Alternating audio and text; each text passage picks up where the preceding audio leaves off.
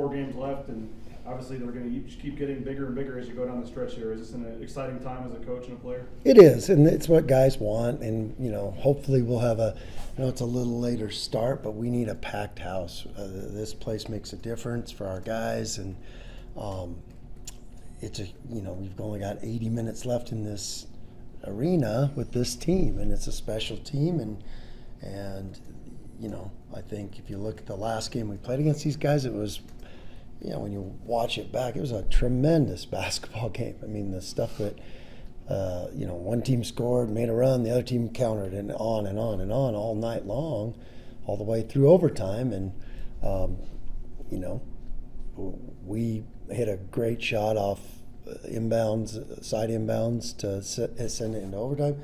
They did a great job in their OB to win it. It was just a remarkable game, really, when you look back at it. And unfortunately, we were on the wrong side at the end, but still, I think our guys really, really competed down there and battled. And New Mexico's a really good team, and they got their mojo back. I know that.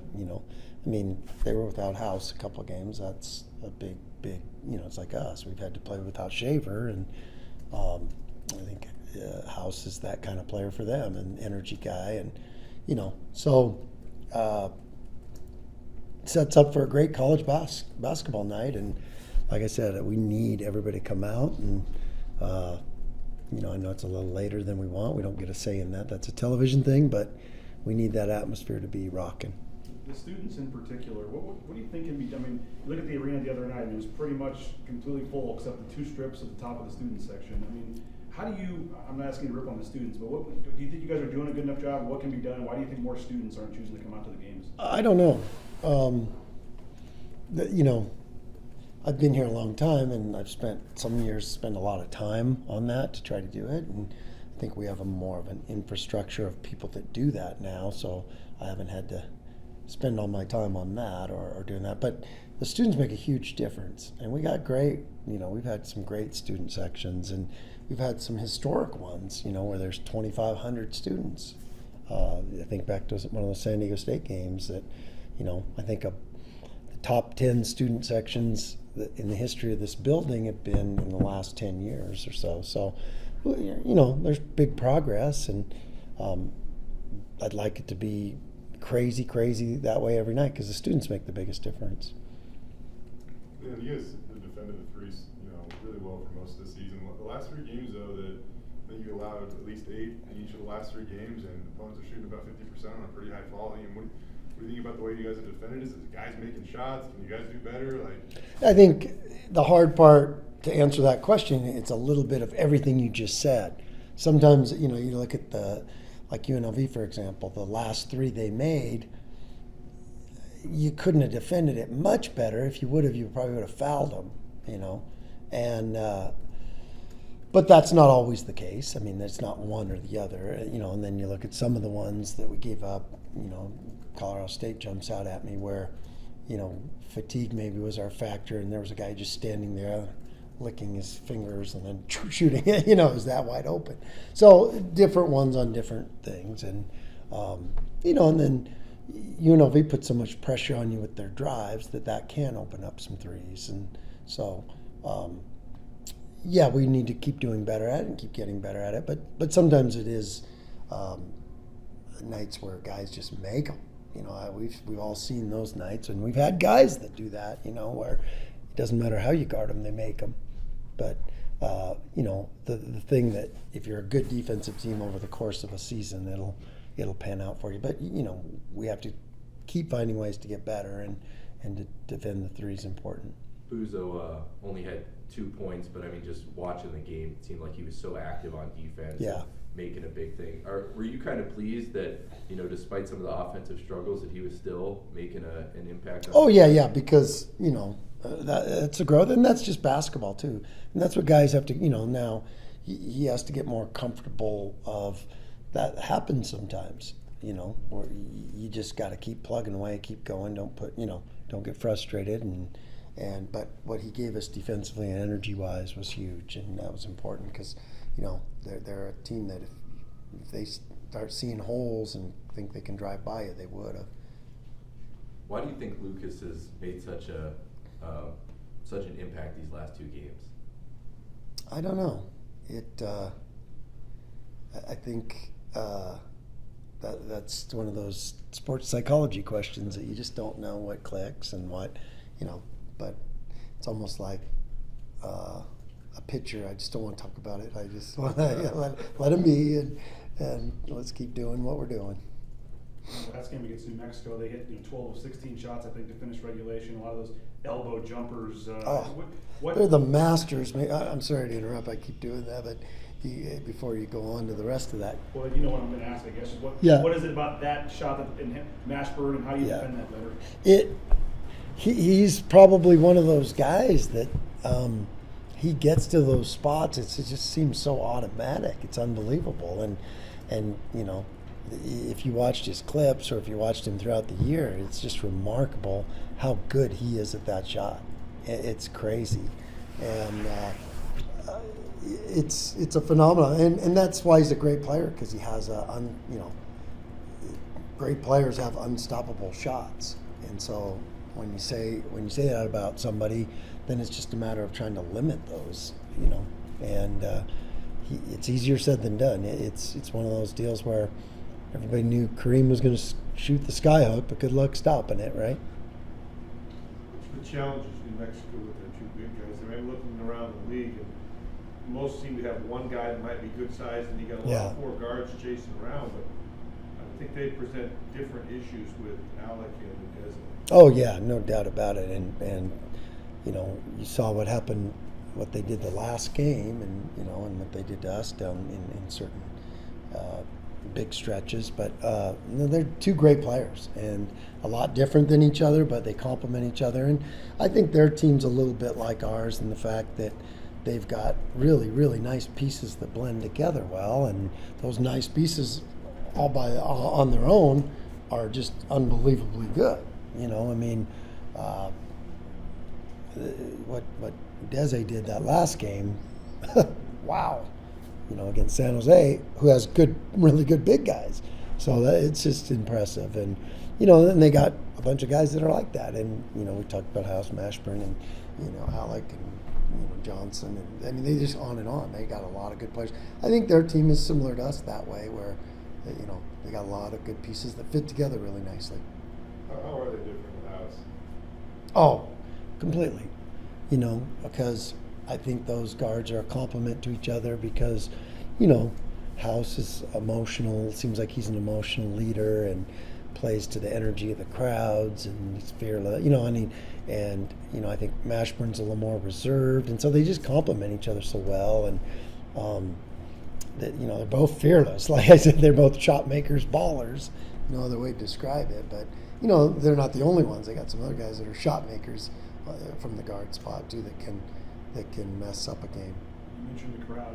Obviously, the crowd down there was one of the best crowds I've been at in my 10 years here. Yeah, it's crazy. I mean, how much do you want to return the favor with the same atmosphere? Well, it's nothing about that. It's just this place is a hard place to play in for its own reasons when we get huge crowds. And the atmosphere, it should be building up to, it's fortunate, or it's just luck of the draw a little bit, I guess, that the season is built up to these home games and this finish that we're looking to have, and so we need help with it, and we need it to be one of the best home courts in the league, and you can't do that if people don't show up. Tyson had such a good game last time against New Mexico. Where do you see him being able to capitalize this time around? Well, Tyson's just got to be Tyson, and do what he does well, and we got to know what he does well, and that's when we're good, is when we get each other shots and play off each other, and so that's he had a great second half down there, no doubt about it, and that big shot that sent in overtime. So, but last game has nothing to do with this game. We have to be ready to play our best against a team that, man, that last game they played could have been. They played some good games this year, but that certainly was one of the best. Justin was saying, maybe the last year's scouting report on him was don't want to get to his right. His ability to go to his left now and finish maybe with his left, how much more has that made him hard to guard, and how much has he worked on that? Yeah, he's just got a versatility that, scores it in every different way, and he can shoot, and he can put it on the floor, and then his footwork is impeccable down low. That pivoting is hard to deal with, and so the more weapons you get in that arsenal, the better you are, and he's just going to continue to add those and get better at them. You gotta ask. I saw Jeff Grammer's article and stuff. You don't have to ask. You gotta ask. No, you don't gotta ask. You can Well, start the question over. Then I will. Yeah, okay. I will ask. Yeah. Obviously, you were vocal about what happened at halftime over there, and the commissioner sent out some emails and stuff. Were you pleased with the response from the conference and from New Mexico following that? Yeah, I mean that's been resolved, and I don't want it to be any more. Like I said, this is two really, really good college basketball teams played. Bordering on historic game down there, that thing was terrific, and we have so much respect for New Mexico and Patino and what him and his staff have done there, and then his players are awesome. I mean, they're just, our guys and their guys just competed their tails off against each other, and so I don't want any of that to be. And then it's resolved. The Mountain West did a thorough investigation. Everything's resolved. Everyone came away and shook hands. We'll all do better. What was their account of what they said happened? It was obviously different from what you said happened. No, I'm done with it. That's my statement on that. We're done. Did you see the police officer? No, I just said I'm done with that. We had the one question. We're done. What do you think of the flopping rule and how that's been used this year? That's an interesting one because it's just such gray area. Like, I guess my empathy would go to the officials because it's so almost impossible in that split second to figure it out. Sometimes it's pretty obvious, and then other times it's like that flop could have maybe been a charge. That charge could have been a flop. You just, because there's also a safety issue to it. Back in the old days of teaching charges, you'd tell these guys you don't have to. I mean, ask Jamie Dixon about charges. He got a ruptured pancreas taking a charge, and he was in the hospital for a month. So for an official and for us to not have empathy to a player of, hey, you don't take the whole brunt of a 260-pound guy and have to stand there and let him just kill you. You got to get out of that thing. And so you could say by rule, well, he was going down before the guy, So there's just so much gray area in it that it makes it really, really hard because, on the one hand, you can't eliminate charges from the game because they have to be there. You can't just let the offense just ka-ching, blast through you. So it just creates a tough thing to officiate, and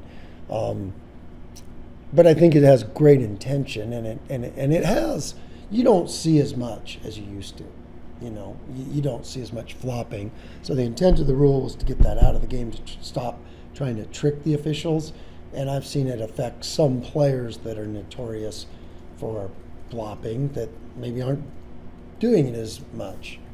It seems like there's been some more where there's no call at all, though. Yeah. Was that everyone's like, okay, it's got to be a block, a charge, or a flop, one or the other, and then a lot of times they can't decide, so they just call nothing. Yeah. Is that different this year? Are you noticing more I no think calls, like you just said, that think about being an official and you got those three things. It used to be just like, is it a block or is it a charge? Now you got a third thing in there, and then you're like, well, was it? Can you imagine trying to figure all that out, and get it right? We look at the film and go, well, that was easy. Well, when you're looking at the film, it's a lot different than that split second, and who knows what's going through your mind. Yeah, I mean, it's a hard one, really hard one in college basketball. What's the foul or what's the penalty if somebody gets called for a second? Is the person out of the game? I thought it was, yeah. I haven't seen it. I haven't seen it yet, yeah. I thought it was, yeah. Tyson and Max honored academically today.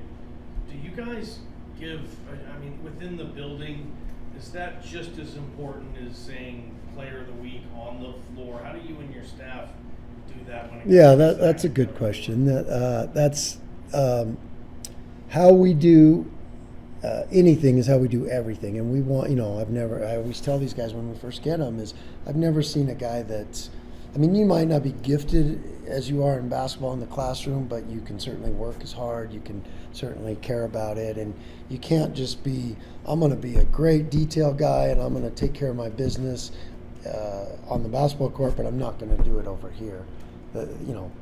That's what the young guys learn, is that adds up. The way you are over there and the way you represent us and the way you work hard and grind and take care of your stuff, that matters. And that shows up the way you play basketball. And guys that do a good job of that, they are detailed on the court too, and with their teammates and all those. It's part of our culture. It's a big part, and really proud of those guys, no doubt. They work hard at it. I mean, I got done with you guys, right, Nate? We got done with you guys late the other night. Walked back in after the game, and Tyson's in the locker room studying. You're like, wow. That makes you proud as a coach. I mean, you're about the right things, and we know that, but it's good. We should celebrate it and celebrate it a lot, because it's pretty impressive what those guys do, because it's a grind to play college basketball and all that's put on these guys, and then to be able to focus on that part of their lives and exceed and excel, it's impressive. Coach Duryea, I think this year, is doing the play calls on the sheet and stuff. What's the benefit of doing that? Well, we had a lot of new guys in new positions and just different ways of communication. With like Sada speaks 5 languages and he's trying to learn ours, and so we just tried to simplify it for him and simplify it. And when you had if it was just all our old veterans together like it was last year, we could easily do it with hand signals, and this makes it, you can play faster that way, because there's no gray area of like, well, I didn't get the call. They all get the call quicker, and we can get into stuff quicker when we do call stuff, and it's not every trip down, and we have other motion things that we do, so it's kind of complicated that way, but it just makes it an easier task for them and makes their life a little easier. Is there any part of Go ahead, we can take 2 more. Go ahead. Is there any part of it too of the opposing team isn't hearing a call and therefore? No, because they try to. It's funny. I've seen this before when some teams are so into knowing what your calls are that they're overdoing it. Like, okay, with 44 dives coming, who cares? Can you stop it? And we have counters to everything we do, so it might look like the 44 dive, but it's going to be something different. With Naj and his little post dunk or and one celebrations, do you witness those in game, or is that, do you experience those when you're watching film? And do the fans need to break out a bingo card? Because we got the push-ups, we got a tongue wag, we got flex. I don't know what else he's got. Oh, he's got a lot of more. I've seen them all at practice, and because Naj is like, he's so funny to watch. We'll be doing 5-on-0 dummy stuff, and in his mind, he's playing the game. Like, he'll make a play and he'll do his own like celebration, or he'll get the ball in the post, and you think somebody's guarding him. You're looking around like, does he see something I don't see? And just goes into his whole thing, and it's kind of entertaining, but it's just free spirit of Naj, and he's got a good balance to him of energy, enthusiasm, and being able to be dialed in and being able to lead when he needs to, and that's what I love about him. That's why we give him that freedom to be himself, because he's got a great feel of it, and that's what I want. I want our guys to play with joy and passion and togetherness, and I've never yet, maybe, kind of, we had a talk one time about something, but he's never tried to like show up an opponent that way and get in their mug and flex on them, or he's just celebrating with himself and his teammates, so I support the heck out of that. It's what college basketball should be. It should be entertaining and fun and joyful for these guys to play, and that's what Naj brings. There's a purity to it that I really love.